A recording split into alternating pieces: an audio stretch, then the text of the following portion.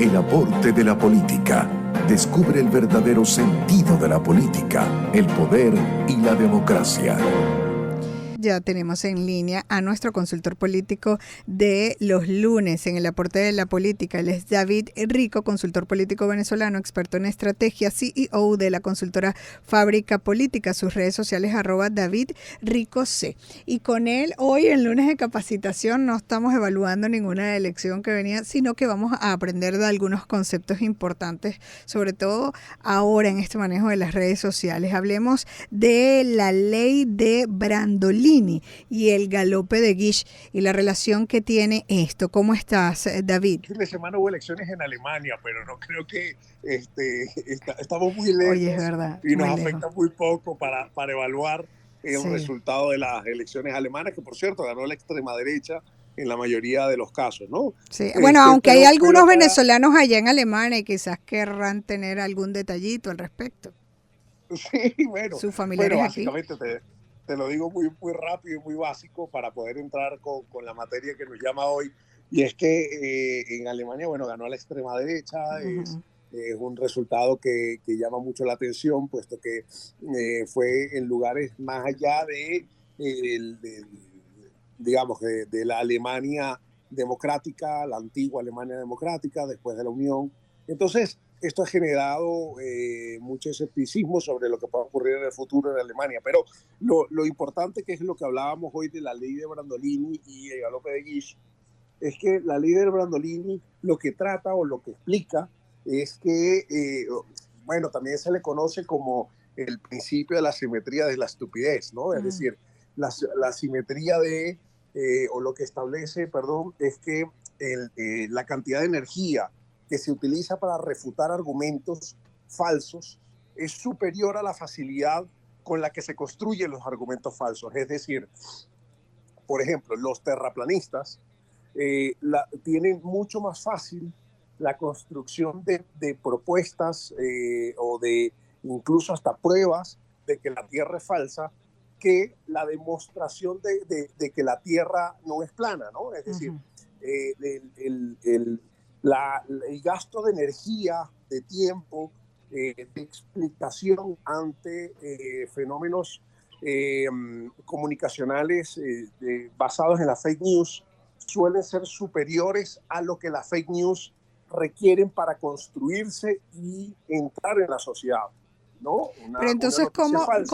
¿cómo lo combates? Porque a veces, si nos vamos al caso de las redes sociales, ponerte a debatir sobre un argumento falso, dependiendo de la evaluación, vale la pena o no. Porque entonces quizás engrandece, no te conviene. Claro, hace falta toda una evaluación de la temática y del contexto para hacerlo, pero, o sea, ¿qué sería lo recomendable? ¿Nos quedamos ahí enganchados, Bueno, como diríamos? O nos salimos de eso y construimos una historia? Porque a veces la verdad es de quien cuenta la historia primero. bueno, por ejemplo, sí, la verdad es de quien cuenta la historia primero y después lo complejo que es refutar una idea, ¿no? Por Exacto. ejemplo, Sí. a veces, sobre todo en temas políticos, se puede construir una imagen falseada de un candidato o de un político basado en premisas falsas, y a ese político se le hace muy difícil revertir la situación porque la construcción de esa idea falsa es mucho más fácil que la refutación. De hecho, muchas veces es mejor no decir nada y Exacto. esperar que el tiempo haga que la gente olvide esa imagen falsa o ese mensaje negativo, ¿no? Sí. Entonces, esto lo que hace es que, y ahí entramos en el otro Sí, en el galope concepto, de Gish. es que se haya convertido en una técnica retórica, ¿bien? Para bombardear de argumentos falsos, como si fuera un galope, ¿no? Es decir, a toda marcha construyes argumentos falsos para que tu adversario no tenga tiempo de refutar cada uno de esos argumentos falsos, ¿no? En el galope de Gish, lo potente es que los engaños, las medias verdades o la tergiversación de la información sea bombardeada durante un debate, por ejemplo, y así el adversario, el contrincante político, pues le cuesta muchísimo rebatir cada una de esas argumentaciones falsas. Entonces, al final se construye una imagen negativa de manera mucho más fácil que el tiempo que se necesita para rebatir ese argumento negativo.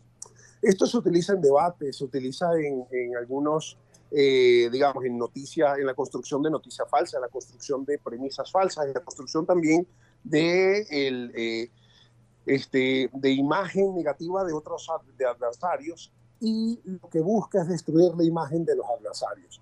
Esa destrucción de la imagen es mucho más fácil, y construir la destrucción, valga la idea, ¿no? Es más fácil construir la destrucción de una imagen de un político que construir la imagen positiva de un político. Es mucho más fácil, porque la construcción de lo positivo requiere argumentos, requiere pruebas, requiere demostración.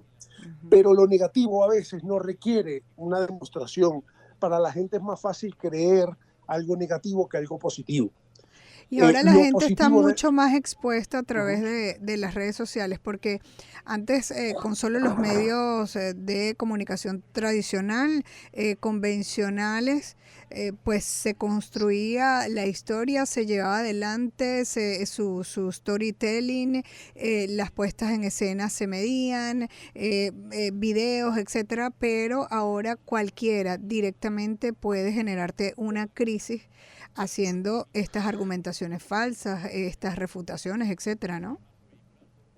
Totalmente, y por eso ahora el poder de las redes sociales y de los influenciadores digitales puede generar crisis importantes en la comunicación de un gobierno o de un político, porque digamos que un influenciador que tiene millones de seguidores puede construir fácilmente una imagen negativa de una persona, de un líder político, incluso de una celebridad, con la afirmación de un hecho o una media verdad.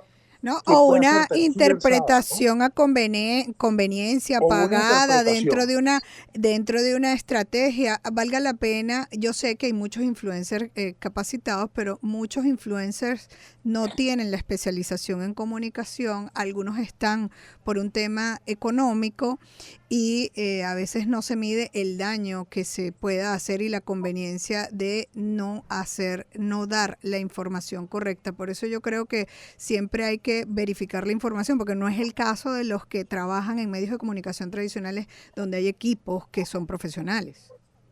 Por supuesto, y ahí es cuando se construye una percepción tergiversada de la imagen. Es decir, por ejemplo, hay una imagen muy gráfica que ejemplifica muy bien cómo se construye la percepción y cómo la percepción puede ser positiva y negativa al mismo tiempo, dependiendo de cómo se manipula.